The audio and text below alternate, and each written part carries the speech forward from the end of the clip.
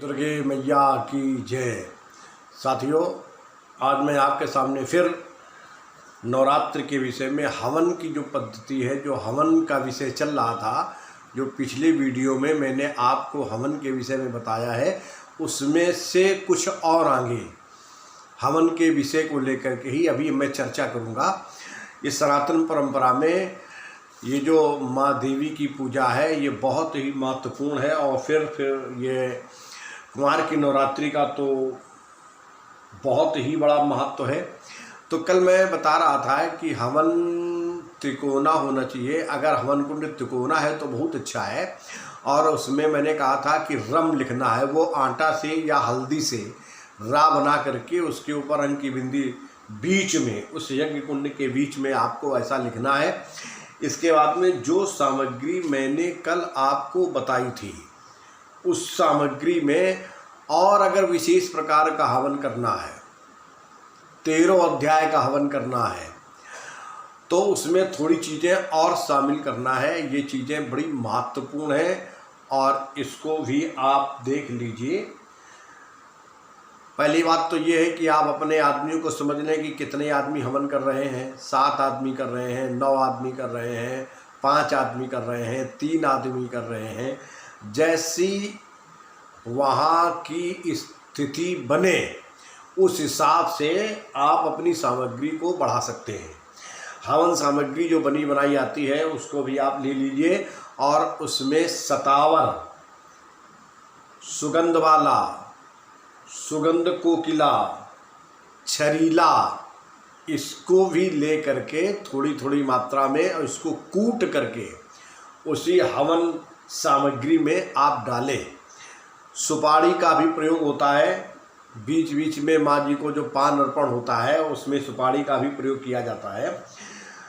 जायफल, देवी के हवन में जायफल का भी प्रयोग होता है। पहले अध्याय में जायफल का जोड़ा प्रयोग किया जाता है। जावित्री, ये भी देवी के हवन में प्रयोग होता है। नींबू, नारंगी और पालक, इसके बाद में गन्ना, फिर गुड़हल का फूल, फिर मक्खन, मिश्री, तेजपात्र, भोजपत्र, रक्तचंदन, गोरोचन, कस्तूरी, मकरध्वज, बेलफल, ये सब माता जी के हवन में इसकी आवश्यकता होती है।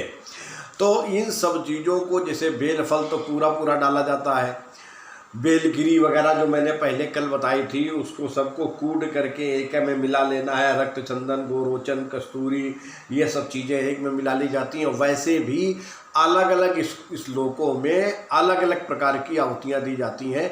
इसका बहुत विस्तृत वर्णन है। पूरा वर्णन तो मैं यहाँ पर नहीं कर सकता हूँ, लेकिन फिर भी मैं आपको थोड़ी बहुत चीज़ बता रहा हूँ। जैसे गुर्च का जो प्रयोग करना है, तो गुर्च का प्रयोग दुर्गा सप्तशती के 11 अध्याय के श्लोक संख्या 29 में इस गुर्च की आहुति दी जाती है। रोगान शेषान पंच तुष्टा रुष्टा तो कामान सकलान अभीष्टान तमासतानाम नविवन्नराणाम तमासता है सैताम प्रयांति स्वाहा। इस तरीके से इसमें गुर्च का प्रयोग, इस आहुति में गुर्च का प्रयोग किया जाता है और ये बहुत ही रोग नाशक है। इसके बाद में काली मिर्च का प्रयोग। अब आप देखिए, ये भी 11 अध्याय का श्लोक संख्या 39, उसमें इस श्लोक में काली मिर्च का प्रयोग किया जाता है। सर्वाबाधा प्रशमनम त्रैलोक्यस्याखिलेश्वरी एवमेव त्वयाकारम मस्मद वैर विनाशनम।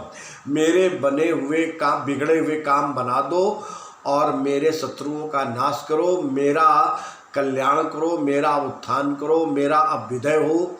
इस तरीके से इस श्लोक में कहा गया है। तो इसमें काली मिर्च का प्रयोग किया जाता है। अब आप देखिए, पीली सरसों का प्रयोग, ये 9वें अध्याय के श्लोक संख्या 23, उसमें इस श्लोक में पीली सरसों से आहुति दी जाती है। इसके बाद में पालक का प्रयोग, ये देखिए 11 अध्याय श्लोक संख्या 49, इसमें पालक की आहुति दी जाती है शाकंभरी देवी के लिए। इसमें शाकंभरी देवी का स्तवन पूजन बंधन होता है, तो इसमें पालक का प्रयोग किया जाता है। वैसे कमल गट्टा वगैरह आदि ऐसी चीज़ें जो लक्ष्मी को बढ़ाने वाली हैं, इन सब चीज़ों को शामिल करके और ये हवन किया जाता है। तो पूरा जो हवन है इसमें कहाँ कहाँ जावित्री लगेगी और कहाँ कहाँ गन्ना लगेगा, गुड़हल का फूल कहाँ लगेगा और रक्त चंदन कहाँ लगेगा, गोरोचन है, कस्तूरी है, मकर ध्वज है, बेलफल है, मक्खन है, मिश्री है, तेज पत्ता है, ये सब जैसे नींबू, जावित्री आदि आदि, ये सब कहाँ कहाँ लगेगा, ये इसका बड़ा विस्तृत वर्णन है। अगर मैं इसको यहाँ करूँगा तो बड़ा लंबा विस्तार हो जाएगा, इसलिए मैं उतनी लंबे बात को नहीं कह रहा हूँ, मैं एक छोटी सी ही बात बता रहा हूँ। कृपया आप जितना मैंने बताया है इतनी जगह भी अगर आप प्रयोग करते हैं तो भी आपके लिए बहुत कल्याणकारी होगा। देवी के हवन में 3 अध्याय, 5 अध्याय, 7 अध्याय या 13 अध्याय का हवन कराया जा सकता है, जो कि बहुत ही लाभकारी होता है। माँ जी हवन से पूर्ण तृप्त होती हैं। तो इसलिए साथियों, मैंने आज इस नवरात्रि में हवन के विषय में थोड़ी सी चर्चा की है और आगे फिर मैं कुछ नई जानकारी के साथ में आपके सामने आऊँगा। और इस समय माँ भगवती की जयकार लगाते हैं, बोलो भगवती दुर्गे मैया की जय। और फिर साथियों मैं आपसे मिलूँगा, तब तक के लिए नमस्कार।